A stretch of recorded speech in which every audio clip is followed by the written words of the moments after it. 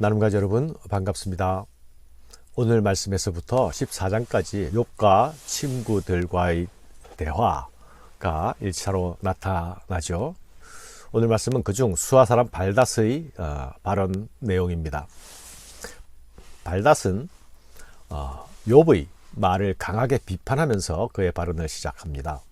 욥의 주장이 하나님을 불의하게 만드는 신성모독적인 발언이라는 것이죠. 욥은 고통과 고난 속에서 자신의 순전함을 계속 항변하였기 때문에 이 태도는 친구들에게 욥이 하나님보다 자신이 더 의로운 자라고 주장하는 것으로 받아들여졌습니다. 그래서 발닷은 욥에게 이렇게 말하는데, 그 말의 핵심은 하나님은 정의로운 분이라는 것입니다.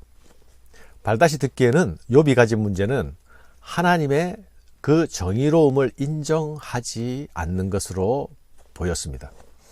수아 사람 발닷이 대답하여 이르되, 네가 어느 때까지 이런 말을 하겠으며 어느 때까지 네 입의 말이 거센 바람과 같겠는가? 하나님이 어찌 정의를 굽게 하시겠으며 전능하신 이가 어찌 공의를 굽게 하시겠는가? 네 자녀들이 주께 죄를 지었으므로 주께서 그들을 그 죄에 버려 두셨나니. 발닷은 욥과 욥의 자녀들이 당한 그 일을 죄를 지었기 때문에 벌을 받게 되었다라고 말하지요. 인과응보적인 시각으로 바라보고 있습니다.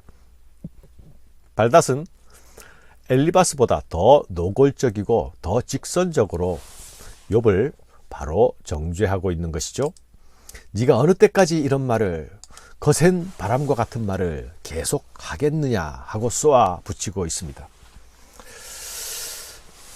또 욥이 나는 죽고 싶다, 나는 의롭다, 나는 하나님께 불평을 말하겠다라고 하는 그 발언도 문제 삼고 있지요. 하나님은 정의로우신 분이신데 만일 너와 너희 자녀들이 아무 잘못도 없다면 너와 너희 자녀들에게는 아무 일도 일어나지 않았을 거야. 그런데 네가 그렇게 말하는 것은 하나님의 정의를, 공의를 인정하지 않는 것이야 라고 말하는 것입니다. 이런 발닷의 생각은 우리가 자주 범하는 오류이기도 합니다. 예수님 당시의 유대인들도 인간의 고통과 고난을 바로 죄와 연결시켜서 생각했죠. 그러나 예수님은 사람이 병든 것이나 고통받는 것이 모두 죄로 인함은 아니라 말씀하셨습니다. 많은 경우에 고난은 죄와 연결되어 있습니다. 그러나 모든 고난과 모든 고통이 이 원리 안에 들어있는 것은 아닙니다. 인과응보의 원리도 하나님이 주신 원리이죠. 그러나 하나님의 경륜과 하나님의 섭리는 그 원리 안에 갇혀 계시지 않습니다. 하나님은 그 원리를 넘어서도 일하시는 것입니다. 우리가 받은 구원을 인과응보의 원리대로 이해하면 어떻게 되겠습니까? 내가 구원받을 분명한 이유가 있었으니 구원받게 되었다라고 이해하게 되지 않겠습니까? 하지만 성경은 우리가 받은 구원을 까닭 없는 구원이라고 말합니다. 구원은 삭시 아닌 선물이라고 말씀하죠. 우리가 받아야 할 정당한 이유가 없는데도, 하나님은 우리에게 구원을 주어야 할 책임도 없는데도, 그러나 결국 우리에게 주어진 것이 구원이라는 선물입니다. 이 까닭 없는 선물을 우리는 하나님의 사랑이라고 말하죠. 이 사랑은 인과응보의 원리 안에 갇혀있지 않습니다. 이것이 또한 성도가 하나님의 사랑에 대한 반응이 감사로 나타나는 이유입니다. 발닷은 고난의 원인이 죄이니까 회개하게 되면 회복될 것이라고 말합니다. 이것은 엘리바스의 주장과 일맥상통하죠. 네가 만일 하나님을 찾으며 전능하신 이에게 간구하고 또 청결하고 정직하면 반드시 너를 돌보시고 네 의로운 처소를 평안하게 하실 것이라. 네 시작은 미약하였으나 네 나중은 심히 창대하리라. 7절의 이 말씀은 신자들이 자주 사용하는 문구가 아닙니까? 이 말씀의 뜻은 비록 지금은 상태가 작고 미약할지 모르지만 미래에는 매우 커질 것이다 라는 의미죠. 이 구절은 많은 신자들에게 희망과 용기를 주었던 말씀이기도 합니다. 특히 식당 같은 곳에 가면 이 구절이 많이 걸려 있는 것을 우리가 보지 않습니까? 사업의 번창을 기대하는 마음이 그 속에 담겨 있기도 합니다. 그런데 지금 발닷은 자녀들을 다 잃고 극심한 질병의 고통 가운데 있는 욥에게 이 말을 하고 있는 것이죠. 너희 자녀들이 죽은 것은 죄 때문이야 라는 말을 하고, 그 말을 욥의 면전에서 말한 뒤에 바로 이어지는 말이 네 시작은 미약하였으나 내 나중은 심히 창대하리라는 말입니다. 네가 회개하고 하나님을 찾고 또 정직하고 청결해지면, 그래서 하나님을 경외하게 된다면 네 미래는 과거와 달라질 것이라 말하고 있는 것입니다. 사랑하는 여러분, 과연 욥은 이 말을 희망과 용기를 주는 위로의 말로 들을 수 있었을까요? 무수히 많은 사람들을 살리는 말도 누군가에게는 끔찍한 폭력이 될 수 있음을 생각하게 됩니다.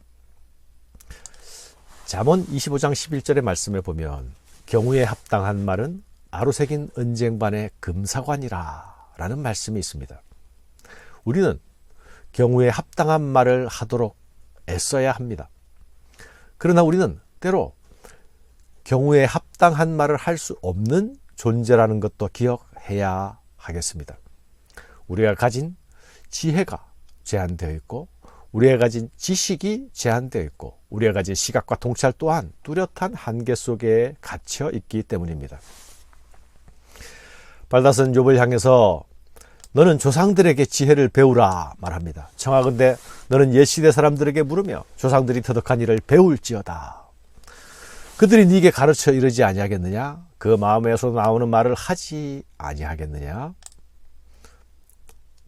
발닷이 주장하는 인과응보의 원리인 인과론은 자연의 원리이기도 하죠.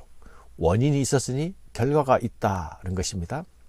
발닷은 욥에게 혼자 그렇게 고집부리지 말고 조상부터, 옛적부터 전통적으로 내려오는 이 지혜에, 이 인과론에, 인과응보에 귀를 기울이라 말합니다.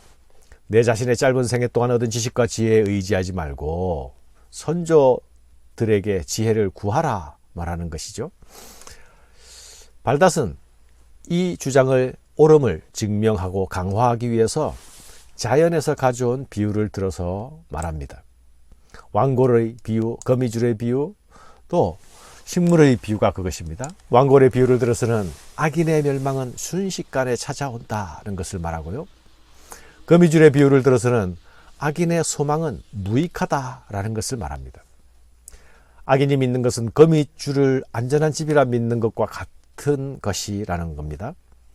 식물의 비유를 통해서는 식물이 햇빛을 받고 가지를 뻗고 잘 자랄지라도 돌틈 사이에 뿌리를 내리면 결국 뽑혀지게 되고 결국 죽음의 종말을 맞이한다는 것입니다. 발닷이 말하는 자연의 교훈은 이것입니다. 악인이 잘 될 때에는 영원히 희락을 누리는 것처럼 보이지만 그러나 그 기쁨은 순식간에 끝난다는 것이죠.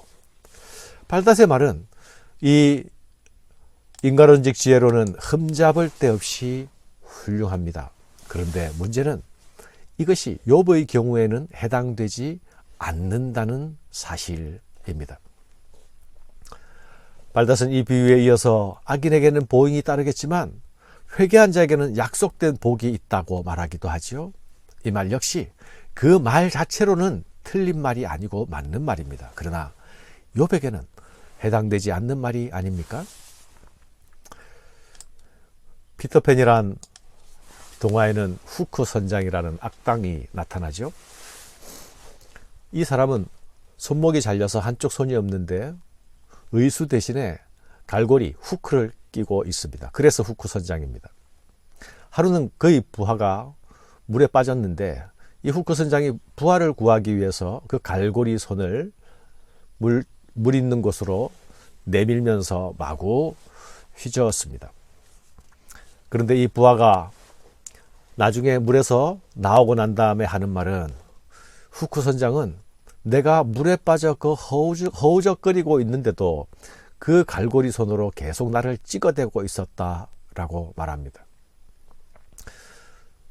선의로 내민 갈고리 손이었는데 상대편에서 볼 때에는 자신을 공격하는 손이 되어버린 것입니다. 이 경우는 선장의 선의를 이해하지 못한 부하의 오해이겠죠. 욥의 경우는 잘못된 판단과 잘못된 적용을 하는 그 갈고리 손에 의해서 지금 강요당하는 고통을 겪고 있습니다. 욥의 친구들은 동방의 지혜자들이었습니다. 그러나 그들도 역시 인간이었던 것이죠. 지혜자의 말이지만 사람을 살리는 말이 되지 못하고 있습니다. 이것이 뚜렷한 한계를 가진 우리 인간의 모습입니다. 한계를 가진 우리는 비록 악의를 품지 않는다 할지라도 상대방을 나의 갈고리로 휘저어버리는, 찍어버리는 결과를 낳을 수도 있습니다. 오늘 내가 가진 정의, 내가 가진 의, 내가 가진 지식이 다른 이들에게 의도치 않게 갈고리 손이 되고 있지 않은지 돌아볼 수 있으면 좋겠습니다. 감사합니다.